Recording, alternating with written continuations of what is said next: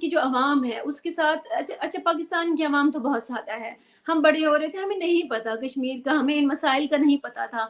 हमें सिखाया गया, हमें बताया गया, हमें प्रोपोगेट किया गया कि कश्मीर पाकिस्तान की शहरग है। तो लोग ये मिसालें देते हैं कि जी चीन और भारत और चीन और हाँ अमेरिका जी। के ताल्लुकात हो सकते हैं इतने उनके डिस्प्यूट्स के बावजूद, तो पाकिस्तान और भारत के क्यों नहीं हो सकते? जी।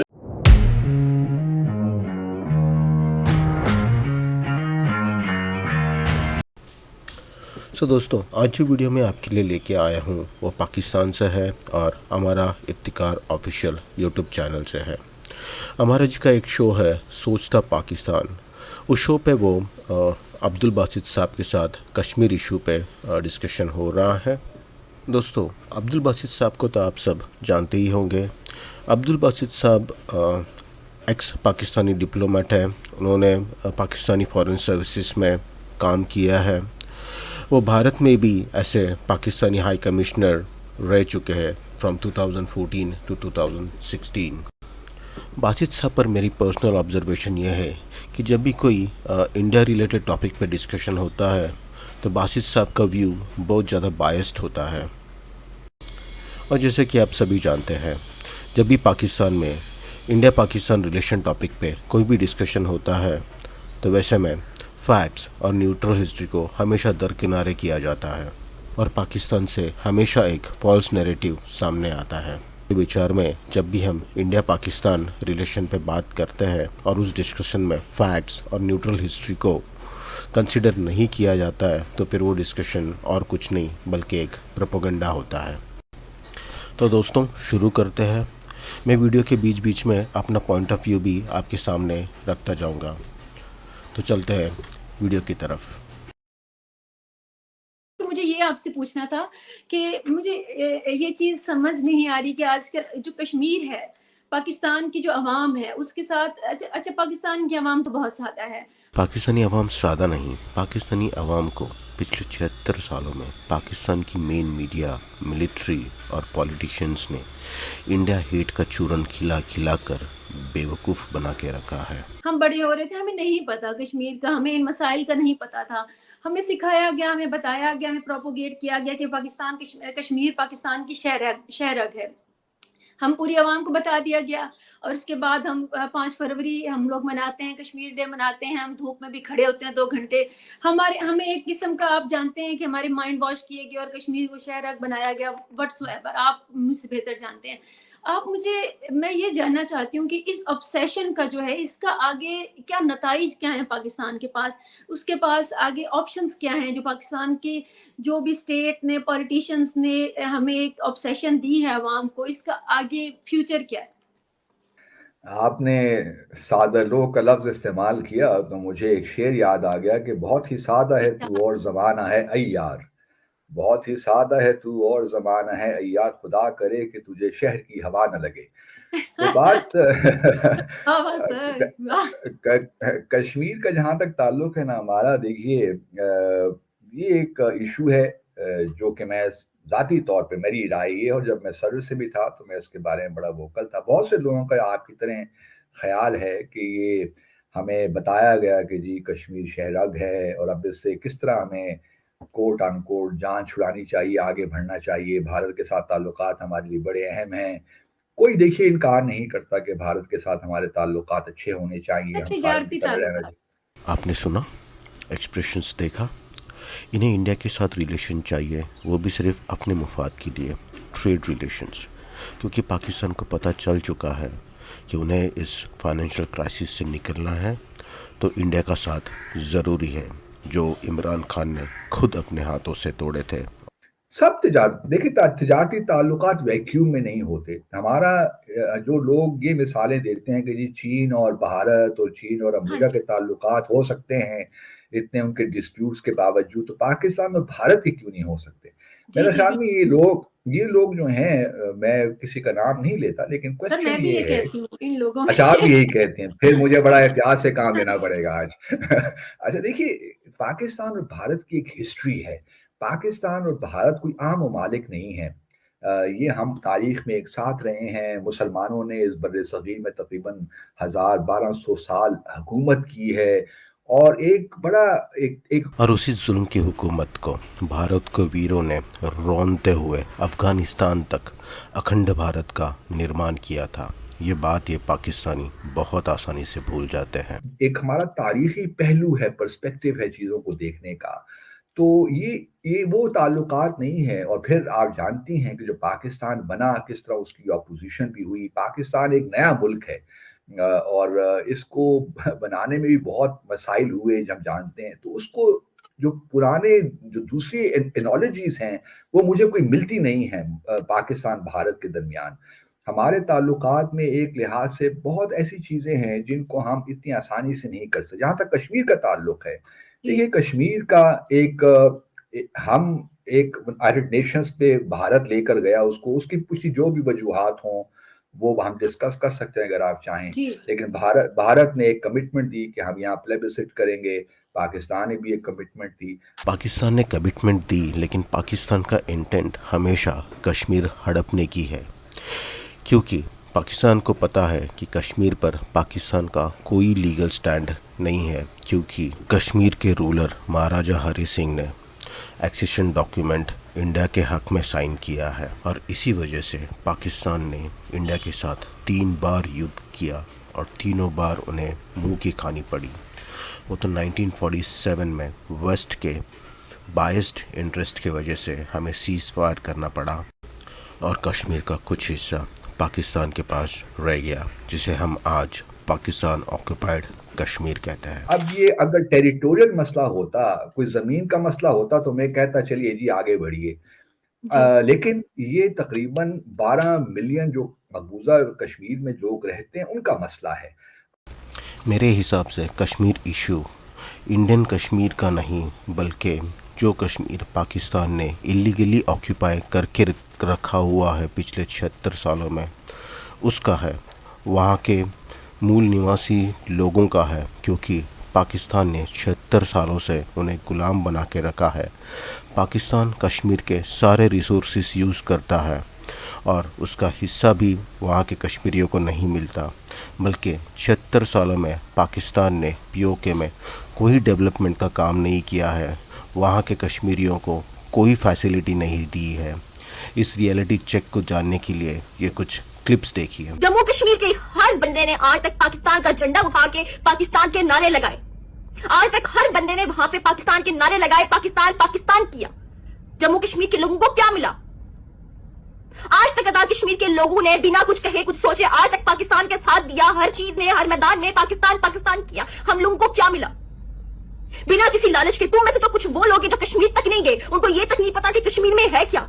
आजाद कश्मीर में तो आधे से ज्यादा लोग पाकिस्तान के हॉस्पिटल में पहुंचते थे, रास्ते में मर जाते।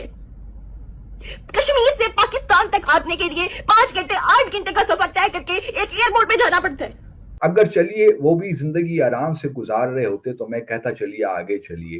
लेकिन क्वेश्चन ये है कि मकबूजा जम्मू और कश्मीर को हमने, इंटरनेशनल कम्युनिटी ने, भारत ने, पाकिस्तान ने कमिटमेंट दी कि हम आपको प्लेबिसिट का हक देंगे कि आप पाकिस्तान के साथ रहना चाहते हैं या भारत के साथ। जिस तरह बाकी 560 प्रिंसली स्टेट्स थी भारत ने, उनको ये हक दिया गया। हैदराबाद को दिया गया तो हैदराबाद पे भारत ने हमला करके उसको नेक्स्ट कर जूनागढ़ की लिया। भी तो मिसाल मौजूद है। जूनागढ़ की मिसाल ही मौजूद है। जूनागढ़ के नवाब ने दिया हक में फैसला, भारत बल्कि एक्सीड कर लिया पाकिस्तान के हक में, लेकिन भारत ने उस पर भी हमला करके एनेक्स कर लिया। मेरी जानकारी के हिसाब से जूनागढ़ एक हिंदू बहुल प्रदेश था और वहाँ के रूलर थे मोहम्मद महाबत खानजी III, जो एक मुसलमान थे, और इस वजह से वो पाकिस्तान में विलय के पक्ष में थे, लेकिन वहाँ की जनता पाकिस्तान के साथ नहीं जाना चाहती थी। अपनी जनता के इच्छा के विरुद्ध जाते हुए महाबत खानजी ने पाकिस्तान के साथ एक्सेशन डॉक्यूमेंट साइन कर लिया। इसी वजह से जूनागढ़ में एक प्रोटेस्ट चालू हुआ और फिर इंडिया को जूनागढ़ में पॉलिटिकली इन्वॉल्व होना पड़ा। वहाँ पे प्लेबिसाइड कराया गया और इंडिया को 99.95% वोट मिले और इस प्लेबिसाइड के बाद जूनागढ़ इंडिया में विलय हुआ। और जहाँ तक हैदराबाद का सवाल है, मेरी जानकारी के हिसाब से हैदराबाद ना तो इंडिया के साथ विलय करना चाहता था, ना ही पाकिस्तान के साथ। उन्हें आज़ाद स्टेट रहना था। लेकिन वहाँ की हिंदू पॉपुलेशन इंडिया के साथ विलय के समर्थन में थी। आगे चलकर हैदराबाद में रजाकार तंजीम फॉर्म हुई और उन्होंने हिंदुओं पे अत्याचार और मारकाट चालू किया, और इसी के चलते इंडिया को हैदराबाद में मिलिट्री एक्शन लेना पड़ा और फिर हैदराबाद को इंडिया में एनेक्स्ड कराया गया। तो क्वेश्चन ये है कि अगर हमने इसको हक के खुद इरादियत के मामले से हल करना है तो फिर वो मिलना चाहिए। देखिए, भारत ये नहीं कर सकता कि वहाँ पे जितने भी काले कवानीन हैं, चाहे वो unlawful protection of activities, prevention of unlawful activities हो, यूपीए हो, पीएसए हो, डिस्टर्ब्ड एरिया एक्ट हो, वहाँ पे 8 से 9,000 सिक्योरिटी फोर्सेस तायनात करे, वहाँ पे इस किस्म के मजालिम करे और पाकिस्तान कहे कि नहीं जी हमें कोई फिक्र नहीं, हम आगे बढ़ते हैं, हम आगे देखते हैं। ये हो नहीं सकता। अगर ये टेरिटोरियल डिस्प्यूट होता फिर तो बात और थी, लेकिन यहाँ पे लोग इन्वॉल्व, जैसा फलस्तीन के इशू को आप देख लीजिए, जैसा फलस्तीन में लोग मर रहे हैं, शहीद हो रहे हैं, तो क्या आप कहेंगे ठीक है जी इसराइल के साथ ताल्लुकात हम बढ़ाने चले हैं, ठीक है जो करता है करे फलस्तीन के साथ। ये बिल्कुल एग्जैक्टली वही मामला है। मैं भारत के साथ ताल्लुकात के खिलाफ नहीं हूँ, बल्कि मैं अपने टेन्योर के दरमियान बहुत कोशिश की कि कोई रास्ता निकालूं कि कश्मीर पे कोई बातचीत चले आगे और इस मामले को हल होना चाहिए। ताकि अगर ये, और ये भी मेरी बात आप याद रखिए, मैं इस दुनिया में हूं कि ना हूं, जब तक भारत के और पाकिस्तान के दरमियान कश्मीर का मामला हल नहीं होता, चाहे वो किसी तरीके से भी हो, ठीक। चाहे वो यूएन रेजोल्यूशंस के तहत हो या प्रेसिडेंट परवेज मुशर्रफ के 4 पॉइंट फार्मूला के तहत हो या कोई और फार्मूला हो, जब तक ये सही तौर पे हल नहीं होता, आप मेरी बात को नोट कर लीजिए, पाकिस्तान और भारत के दरमियान बाहमी एतमाद कायम ही नहीं हो सकता। ये एक I agree historical sir. Problem है, तो इसको हल करना ज़रूरी है। तो मैं उम्मीद करता हूँ कि आने वाले जो लोग हैं, डिसीजन मेकर्स हैं, वो इस बात को समझेंगे और सिंसियरली काम करेंगे। इलेक्शंस होंगे पाकिस्तान में भी होपफुली फरवरी में, लोग कह तो रहे हैं, I do not sir no. इस पे भी मैं भारत आऊंगी, लेकिन तो कश्मीर के एक पहलू और भी तो निकलता है जी कि फरमाइए। क्या ये भी तो हो सकता है कि कश्मीरी अवाम जो है वो ना इंडिया में और ना पाकिस्तान में, दोनों में ना रहना चाहते, वो एक इंडिपेंडेंट मुल्क चाहते हो। देखिए, ये भी एक क्या ऐसा इस पे शोशा है। पाकिस्तान और इंडिया एग्री हो सकेगा?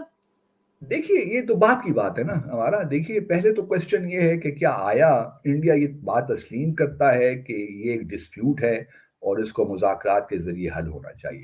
जब भारत ये तस्लीम कर लेगा, हमारे साथ मेज़ से बैठेगा, तो फिर हम कोई तरीक़ा-ए-कार निकाल लेंगे इसको हल करने का। और अगर कश्मीरी चाहते हैं कि आगे बढ़ें, तो फिर ये बात की बातें हैं। पहला मसला तो ये है ना कि भारत को लाइए, कश्मीर पे बिठाइए, बात कीजिए और इसको हल करने की हम टेबल पहले पे जो है ना, बात होनी ना चाहिए, ना कि हम घोड़े को कार्ट के आगे पीछे बांध देते हैं और कार्ट को आगे लगाते हैं। ये बात की बात नहीं, ये प्री मैच्योर है मेरे ख्याल में। पहला बिल्कुल। क्वेश्चन ये है कि हमें डिस्प्यूट हल करना है। पहले ये दोनों कंट्री डिसाइड कर लें कि मुज़ाकरात की टेबल पे बैठ के हम डिस्कस करेंगे। अब उस किस तरह डिस्कस करेंगे, नई सूरत हाल आ गई है, किस तरह इसके मामलात को आगे लेकर चलें, वो एक फिर बात का मसला है। लेकिन देखा दोस्तों कैसे घुमा फिरा के आंसर किया जा रहा है। मेरे हिसाब से पाकिस्तान का तो कभी इंटेंशन ही नहीं है कश्मीर को आज़ादी देना। उन्हें कश्मीरियों के नाम पे कश्मीर को हड़पना है और वहाँ के रिसोर्सेज यूज़ करके अपनी जेबें भरना है। पहला क्वेश्चन यही है कि भारत को ये समझना चाहिए कि जम्मू और Kashmir is the core dispute between Pakistan and India.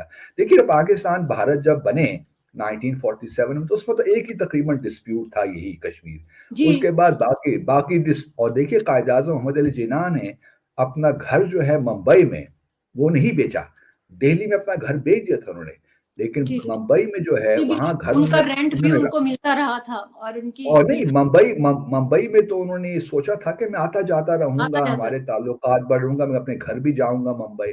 तो एक लिहाज से हमारी नीयत तो बहुत ठीक थी। क्वेश्चन यही है कि अब यही है कि इसको हल करें और आगे मामला को लेकर चले। कोई भी नहीं चाहता कि सर भारत एक के और साथ बात हमारा मैं आपकी सोच जानना चाहूंगी कि अगर जी इंडिया इतने कॉन्फिडेंट है, आप इंटरनेट पे या फिर सोशल मीडिया के थ्रू आप बहुत सारे उनके प्रोपेगेंडा देखते हैं कि वो कहते हैं कि, और पाकिस्तानी मैंने इवन देखे हैं, कहते हैं कि जी आप किसी कश्मीरी से पूछ कर देखें, वो पाकिस्तान के इस हालात में आपके साथ शामिल होना चाहेगा। इंडिया उनको ये प्रोवाइड कर रहा है, ये प्रोवाइड किया, there are so many things.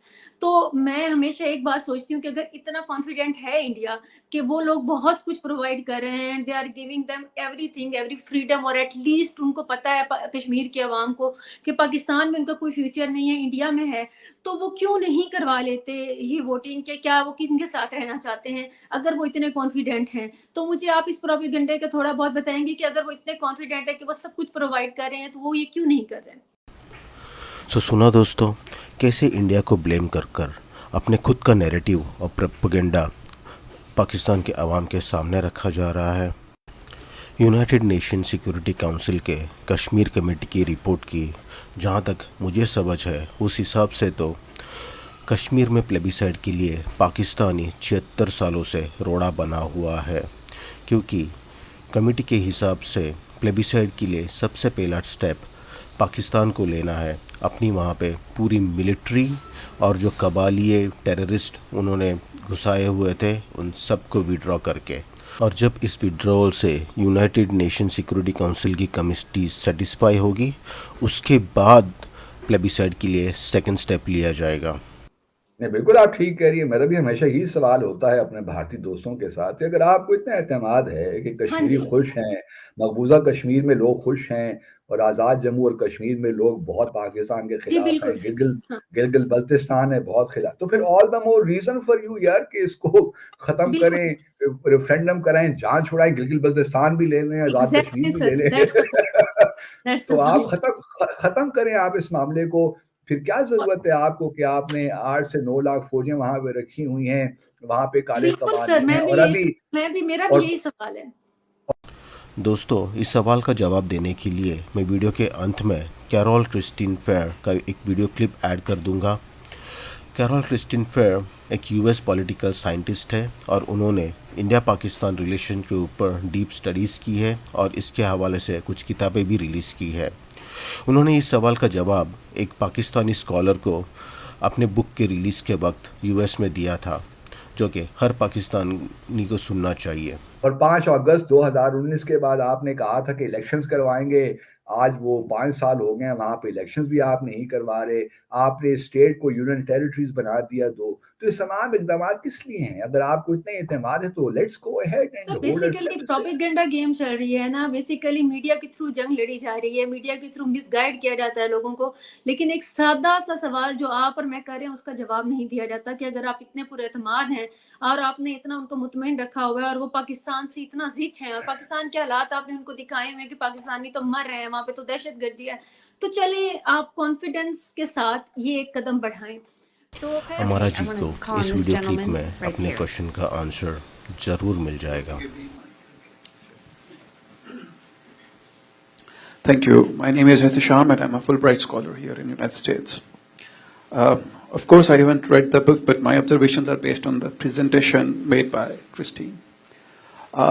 Unfortunately, I found some of the, there is a lot to debate about, but I understand I am a participant only, I can make only use of limited time. I found some of the arguments were very selectively used, and only one side of the picture was presented. For example, a couple of examples. You said Kashmir, Pakistan has no legal basis on Kashmir. I don't understand what sort of legal basis should we have. You have mentioned about the UN resolution. You have mentioned that India went to Security Council, and Security Council said that let the Kashmiris decide. Let us have a plebiscite there. So that's a legal basis. Go and ask the Kashmiris with whom they want to go. All right, so you need to read my book because every single thing that you just said is fictional. Let's first begin with the UN Security Council Resolution 48. Sir, have you read it? Have you read? No. Okay, so the first thing I'm going to encourage you to do is go on to the UN Security Council's website and read that fabulous resolution that every Pakistani points to, but which not a single one has read. I also then want you to take the actual version from the UN Security Council, and then I want you to compare that to the claims made by Pakistan's permanent representation to the UN. And you're going to understand your confusion, sir. So the resolution is actually very clear. There are 3 steps. They were sequential and they were conditional. The very first step was that Pakistan was supposed to demilitarize to the satisfaction of this UN body that was to be established. Then, conditional upon the UN being so satisfied with this demilitarization, India was also supposed to demilitarize with a presence being permitted to defend itself against Pakistani aggression. The third, having both of those two steps taken place to the satisfaction in sequence to this preferences of the UN, then the plebiscite would be held. So all those Pakistanis that are so upset about the plebiscite that never happened, they have their own government to blame because Pakistan never fulfilled the first necessary but insufficient condition. So I'm going to encourage you to actually read that before you ever make such a fool of yourself again by presenting it in public, right? So just do yourself a favor by reading the darn thing. सो दोस्तों, देखा आपने कैसे Pakistani media और Pakistani x diplomat मिलकर India पर propaganda का आरोप लगाकर अपना खुद का फॉल्स नैरेटिव सामने रखकर अपने लोगों को और कश्मीरी अवाम को गुमराह करने की कोशिश में है। दोस्तों, उम्मीद करता हूँ कि इस वीडियो से आपको पाकिस्तानी मीडिया और पाकिस्तान के एक्स सर्विस लोगों की मानसिकता और नीयत जानने में आपको मदद मिली होगी। ऐसे ही देश विदेश के खबरों पे रिएक्शन सुनने के लिए न्यूज़ रिएक्शन सेंटर को सब्सक्राइब कीजिए। इस वीडियो को ज़्यादा से ज़्यादा लाइक कीजिए और शेयर कीजिए। मिलते हैं जल्दी अगली वीडियो में। धन्यवाद।